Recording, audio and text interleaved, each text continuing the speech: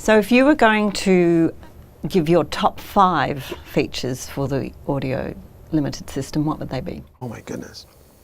Well, not putting you on the spot. Sound, no. Honestly, sound is my background. Yep. And I love the sound quality of the system. I think the limiter is phenomenal. That's probably my number one feature. And if you put this up against, let's say you take a shotgun, or just take a lav. The test that I've done was DPA 4060, and then I put that on the A10, and then I tried that on another analog FM system, and the body, the sound quality, it's I don't know how to explain it. It's there, and it sounds like a cable, and it's phenomenal. So I would say the sound is my favorite feature. The second favorite feature is I love setting up the RF of the A10. And RF is my background. So let me just show you why I love it. So let's do a scenario where I need to set up a bunch of wireless. This is the workflow portion that I was talking about. And you can set it up one of two ways. You can set it up with the receivers, and then you can set it up with the 688 SL6. So let's go in here, and let's come out of here, and I'll show you the workflow portion that I really like about the system. The first thing you want to do is scan. So you got to turn off all your frequencies. So these are all off now? These are all off except the microphone that I'm using to go to camera. So the first thing you want to do is turn off all your transmitters. That includes your camera hops, etc., and do a scan. If your camera hops don't give you a lot of options, then what I recommend is turn your camera hops on, leave them running, and then do a scan. Then just so leave them as a fixed. Leave them as a fixed frequency. If they're running and they're fine, then move over to the A10. Because the A10 is going to be significantly more flexible than a lot of the camera hops out there. So we're going to pretend that this channel 1 on this receiver is a camera hop, and I'm not going to touch it. I'm going to go to channel 1, and I'm going to move over to the scan feature, hit scan. And if I do a full band scan, it's going to take a while, and it's not going to be a very efficient way for me to know what to use. I would use a full band scan if I have A, B, C transmitters and I want to get a big picture of what to use. But normally... So if you were doing a location scan perhaps before? Yeah, before. Exactly, that would be a good way. And you would want to put some good half-wave antennas on there, or some directional and point them in opposite directions. So you have, because sometimes in outdoor environments, you may be close to a DTV antenna, but if the antenna is pointing at you, you're going to get more signal than if it's pointing away from you. So just a little tidbit there. But so let's go to the scan menu, and you see how there's a number next to the full. There's 1, 2, 3, 4, 5, right? These are 25 megahertz divisions. If you have a C transmitter, and the C transmitter starts from 594 to 694, there's no real need to scan these lower frequencies. So we would start at 581, right? Now let's go to this receiver, right? This receiver over here, if I wanted to do the same thing, but if you had more than one receiver, what you do is you put the next one to scan on, the group 7 or this, section 8, or whatever you want to call it. And notice that you can just choose different 25 megahertz blocks and choose something. So let's choose number 8 here, from 626 to 6651. It scans a lot faster. So this is prior to transmitters, just having a look at what's out there before you turn them on. Exactly. So scanning is really fast. So the first thing you want to do is just choose a 25 megahertz block and see what's available. You want to use the block that's most free. And you can do that across multiple receivers. So, going back to that example, this one I'll set the scan on 7, and this one here I'll set the scan on 8.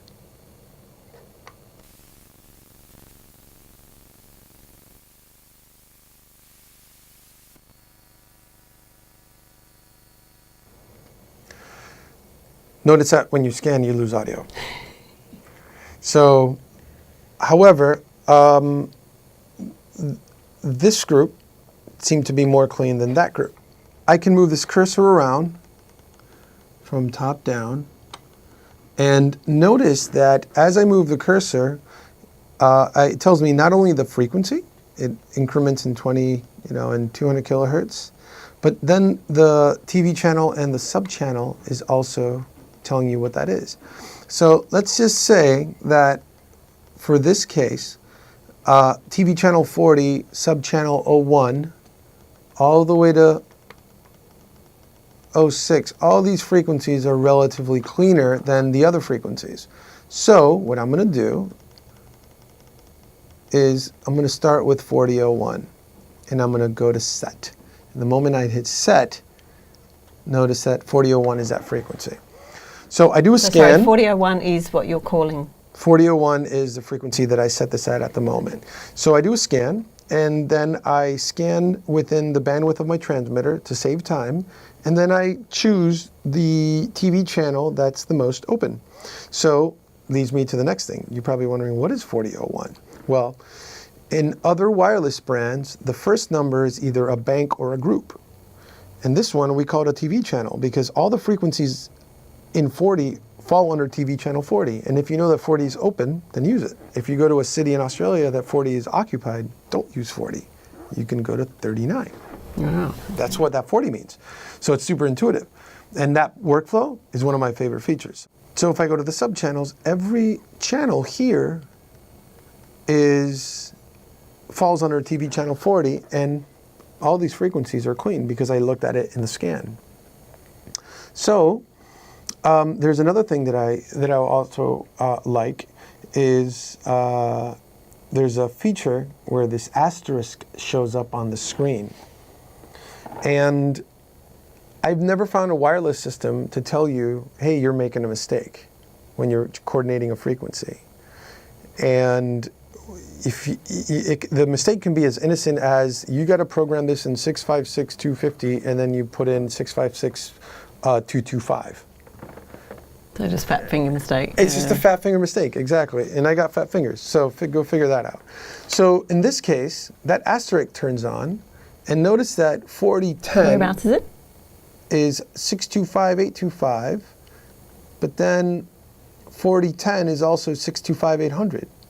It's also 625.825, and it's also 625.850, and it's also 625.875. All of these fine-tuned frequencies fall under TV channel 40, sub-channel 10, but they can be 25, 50 kilohertz apart. So unless you are programming your frequencies off a list that was presented to you from a coordination software, you don't need to use the fine-tuning frequencies. Just use the TV channel and the sub-channel, and you won't go wrong. My recommendation is stay away from the star frequencies unless you are intentionally fine-tuning your receivers to that. And the place where you would use that would be in a studio.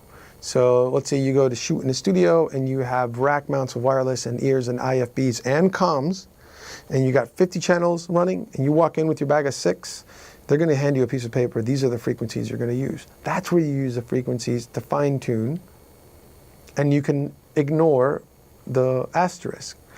If you're on location and you're the only game in town, then you don't have to use the frequencies with the asterisk. So you would need to go prepared knowing your TV channels.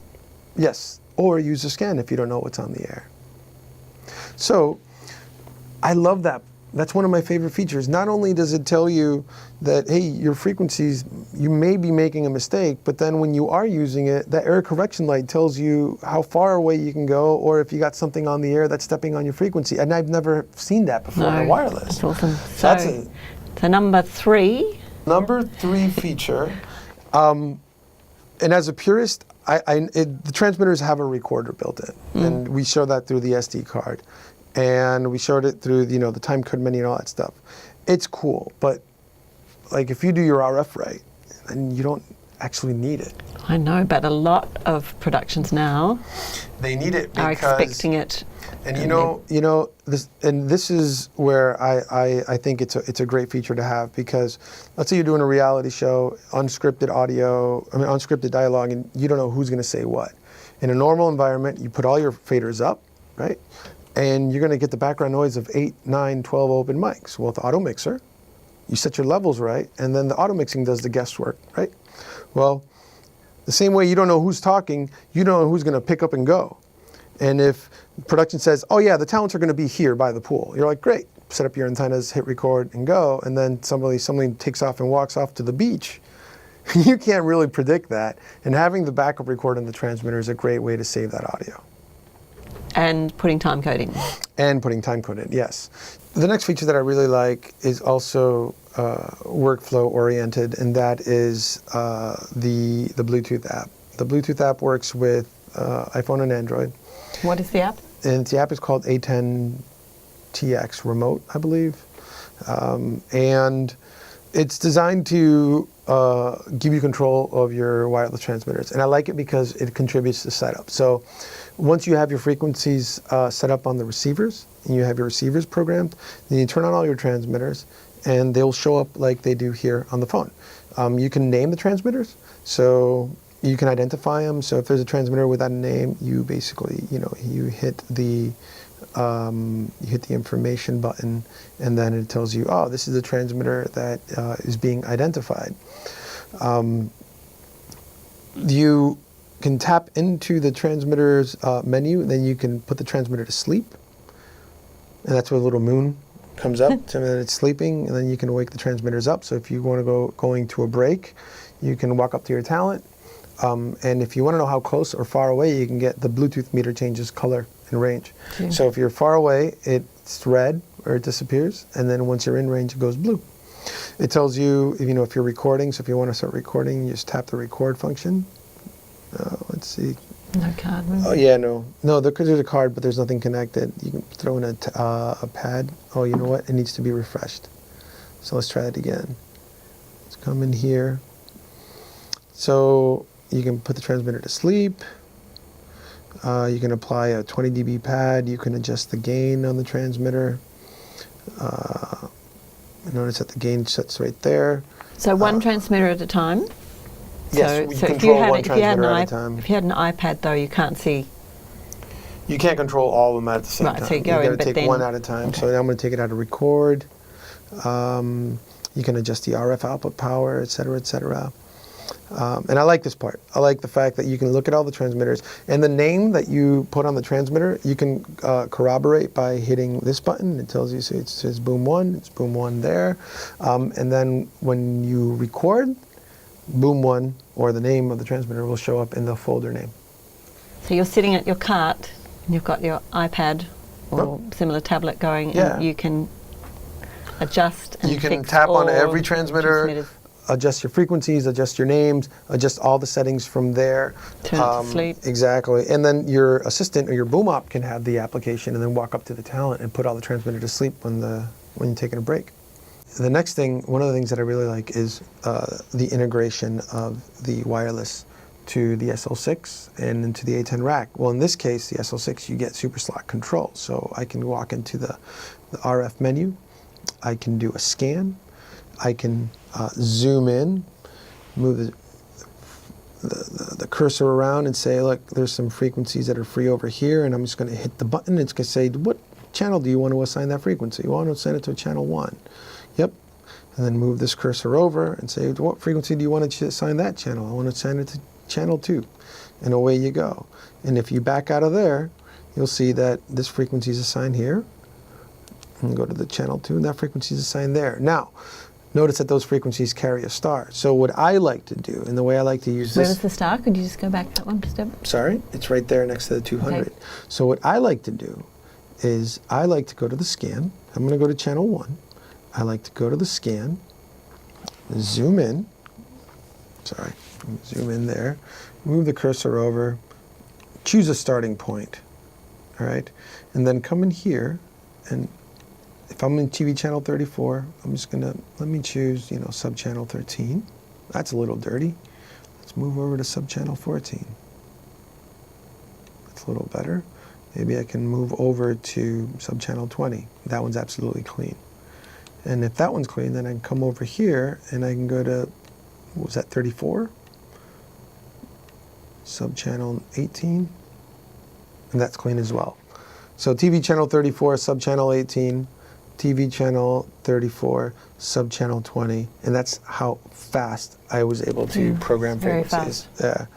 Yeah. And other things I can do in here too is I can access the system info, I can update the firmware of the receivers, so full integration to the system. And this is another cool trick that I don't know if a lot of people know about this. So let me tune this channel to the frequency of my microphone, which is 4107. And I really like this feature because it allows me to adjust the gain of the audio going into the recorder without having to leave the screen. That's fantastic. Yeah, so I tuned channel 1 to 4107, and as soon as the receiver locks to my transmitter, am I on? That's not my frequency, is it? Oh no, it's 4103, my mistake. Here we go, 4103, there we go. See how quickly it went up? Yep. All right, so once I start speaking, you'll see audio coming in. The green light's going to turn on the receiver any second. So without leaving the screen, all I need to do is adjust the input trim of the recorder, and that is the same control that I would get if I went into this screen. So without leaving the screen, I can just go straight into that screen and just adjust the trim and say, that is the audio meter that's coming into my recorder. I'm going to need to change battery soon, and I'm getting full bars of RF. So that's the integration, the workflow. That's brilliant, yeah. That I really appreciate, yeah. That's great. What a walkthrough. Thank you, Yeah, Gabe. it's been a lot of fun. That's fantastic. And if you'd like to find out any more information, please have a look at our website, johnbarry.com.au or audioltd.com or sounddevices.com. And we look forward to you joining us next time for the next exciting instalment of information from John Barry Sales. Thank you. Thank you for watching.